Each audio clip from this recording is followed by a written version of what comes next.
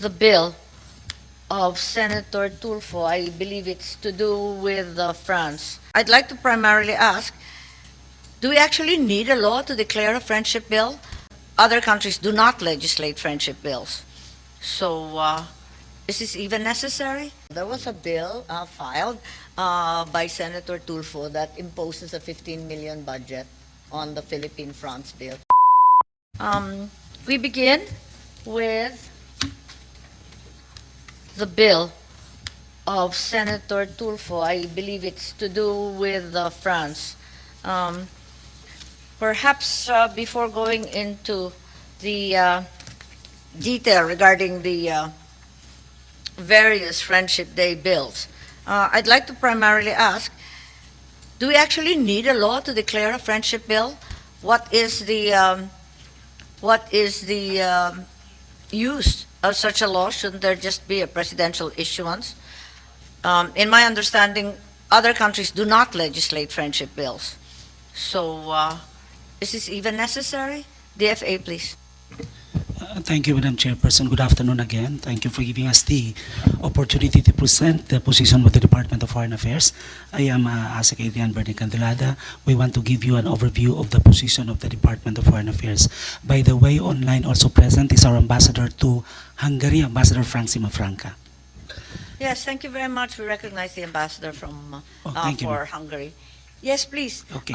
Just a quick question. Why is it even necessary to enact a law to commemorate friendship with France or any other country? If you allow me, we have a very brief, just introductory Yes, statement. yes. Thank you. Please We generally support the objective of the bills, all the bills proposing commemorative events under consideration, which is to commemorate the milestone years in our bilateral relations. In fact, the Department of Foreign Affairs, through its Foreign Service posts, celebrates these milestones on a regular basis.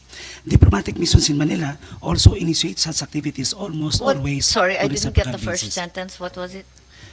We commemorate the milestone years in our bilateral okay. relations on a regular basis, which means on a regular basis, every 5 years normally, 20 years, 15 years, we do that. Sure. Okay. And also our diplomatic missions, resident embassies here in Manila also do the same. Also, what? Do I the think same. there's Also do the same, sorry. also. Also initiate such activities. They Yes, also but these are initiate. activities. I know for a fact that Spain, for example, we have a Philippine-Spain friendship bill, but it appears that there isn't a counterpart bill in Spain. So other countries don't do this. Yes, ma'am. If you asked us if there is a legislation on the part of our other countries which we have diplomatic relations, we are not quite sure that there is none. In fact, we are not aware of any legislation which also calls for a commemorative event as far as Philippine relations with a specific country. I think necessarily, as you indicated, we've always celebrated landmarks and Yes. years such as the 10th year, the 50th year, and so on. Parati naman talagang pinagdiriwang yon. Pero kinakailangan pa ba isa batas ito? Our position is that it is not necessary through Okay. legislation, ma'am. That's correct. And also that the other countries do not legislate the same. Yes, ma'am. For example, the Philippines-Spain friendship is not declared likewise in Spain. Isn't that correct? For specific questions, I will ask our heads of geographic office to answer that, ma'am. But if you allow me, we have two more arguments to present to you. Your To just- arguments are pro or con? More code, ma'am. Yes, correct. No, it's fine. It's just a Okay. yes or no. Such The commemorative. authors aren't here in the first place. We also think that the proposals like this would entail general appropriations on a regular basis. Yes, And there's a level of concern with It can the be costly. first one, which is the Philippine-France one. It involved 15 million and also falls under one of the cultural affairs groups under the NHCP and not the DFA, which I thought was peculiar as well. In fact, for us, due to our tight fiscal policy, it is more prudent for us to do these things on not every year, but on significant years like 15, 20. That's correct. Yes, what I know is 50 years is usually the operative time frame, di ba? Thirdly, ma'am, we have also to take into consideration the political sensitivity of this proposal. Of course, other countries would ask why we are only doing this to several countries, not to others. So there is a political sensitivity component into this proposal. Yes, I think there's a level of concern with regard to the Philippine-Israel Friendship Day. This might not be the best time to do so, to pass such. For other questions, yes. For other questions, ma'am, we have the heads of our ASPAC, our Middle East, and our European affairs to address some of the questions, specific questions. Ma'am. Thank you. Okay, that's great. Is there anyone else who would like to weigh in on the propriety and necessity of passing Friendship Day bills with various countries? Anything else you'd like to add? Firstly, we don't have any friendship bills with ASEAN, which should be the first circle of friendship. Wala namang ganun, di ba? So I'm a little curious as to the need for this. Sige. And if absolutely necessary, if there's some urgent, compelling, and very important reason to declare a Friendship Day, surely an executive issuance from the President would suffice. What are your thoughts, DFA, please? Definitely yes, ma'am.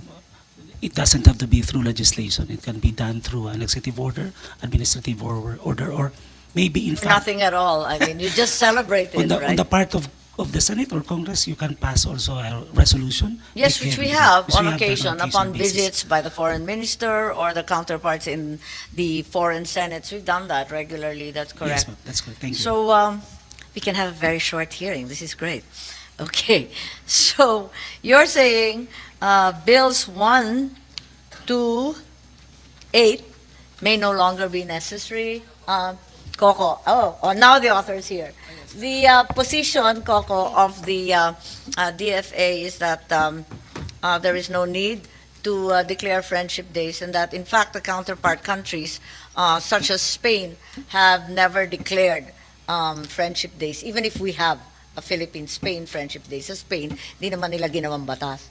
So perhaps it's not necessary, and it might impose undue budget burdens on us to compel us year on year to celebrate when the usual practice is every 50 years only.